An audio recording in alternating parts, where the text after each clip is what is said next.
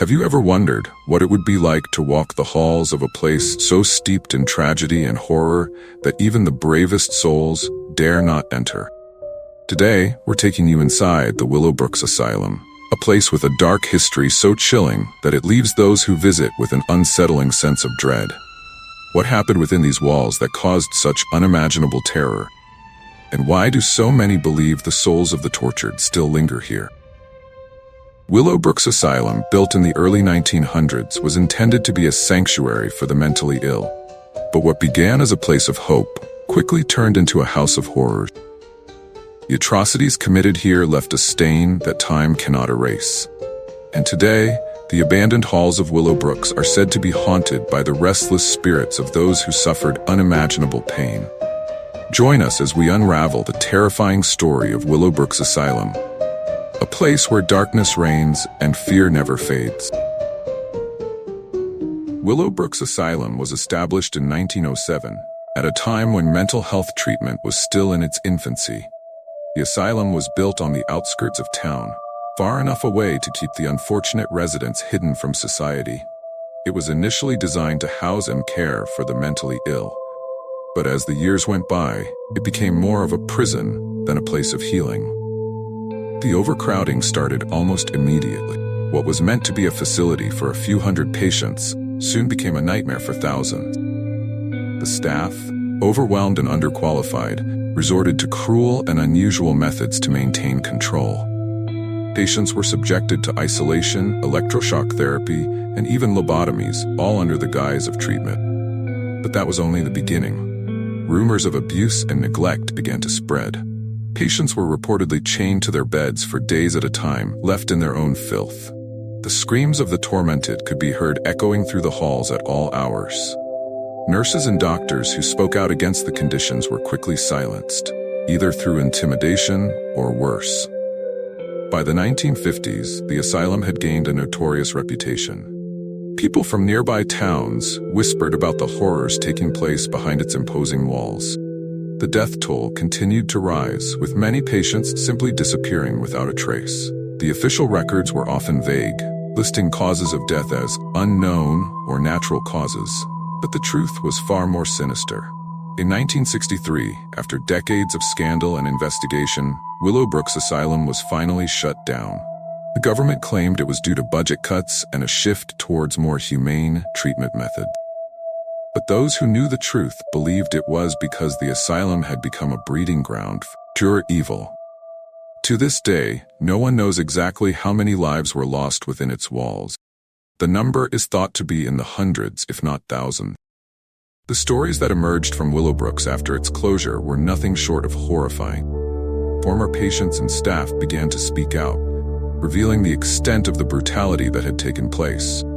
The asylum had become a playground for sadistic doctors and nurses who performed grotesque experiments on the helpless patients. One of the most notorious figures was Dr. Harold Grayson, the head psychiatrist during the asylum's darkest years. Grayson was known for his innovative treatments, which often involved high doses of experimental drugs, brutal physical punishment, and invasive surgical procedures performed without anesthesia. He believed that by inducing extreme pain and fear could cure the mentally ill.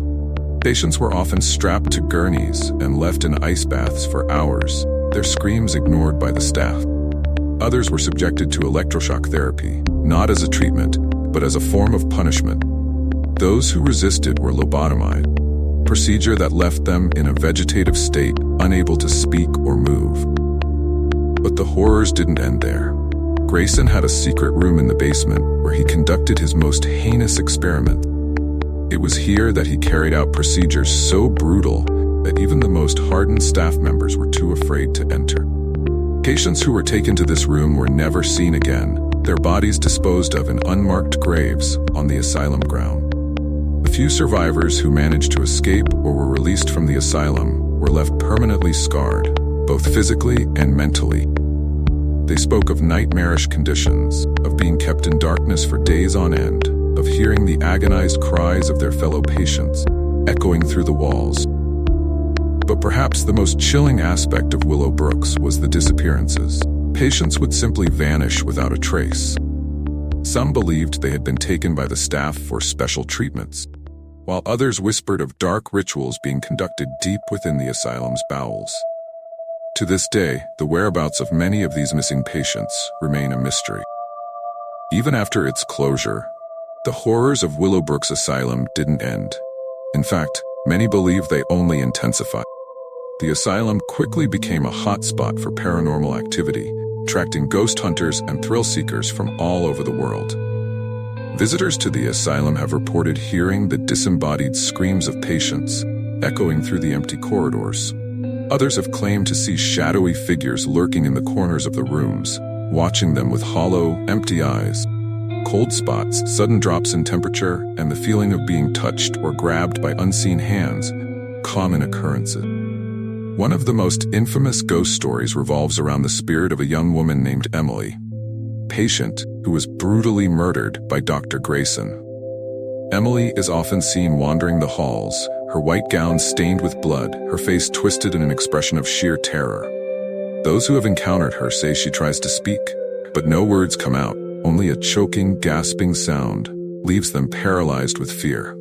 There are also reports of a dark, malevolent presence in the basement where Dr. Grayson's secret room was located. This entity is said to be so powerful that even the bravest ghost hunters refuse to enter the area. Some believe it's the spirit of Grayson himself, doomed to spend eternity in the hell he created. Despite the dangers, paranormal investigators continue to visit Willow Brooks, hoping to capture evidence of the spirits that still haunt the asylum. And while some leave empty-handed, others return with recordings of eerie voices, unexplained shadows, and terrifying apparitions. Willow Brooks Asylum stands as a monument to the darkest aspects of human nature. The unspeakable horrors that took place within its walls have left a permanent scar on the land, a place where the line between the living and the dead has blurred beyond recognition. Even today, the asylum's crumbling facade serves as a chilling reminder of the atrocities committed there. It is said that the very air around Willow Brooks is heavy with the weight of the suffering that took place. Those who visit often leave with an overwhelming sense of dread, as if the spirits of the past are watching, waiting for the chance to make their presence known. The psychological impact of visiting Willow Brooks cannot be underestimated. Many who have walked its halls report experiencing vivid nightmares, disturbing visions, and an unshakable feeling of being followed. The fear that Willow Brooks instills is not just rooted in its haunted history, but in the knowledge that such horrors could happen again, anywhere, at any time. Willow Brooks Asylum is more than just a haunted building. It's a place where the veil between our world and the next is dangerously thin.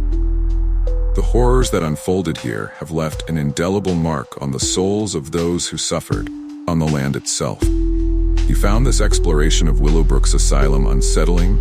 Make sure to like this video and subscribe for more chilling tales of haunted places and dark history. Remember, sometimes the most terrifying places aren't just in your nightmares.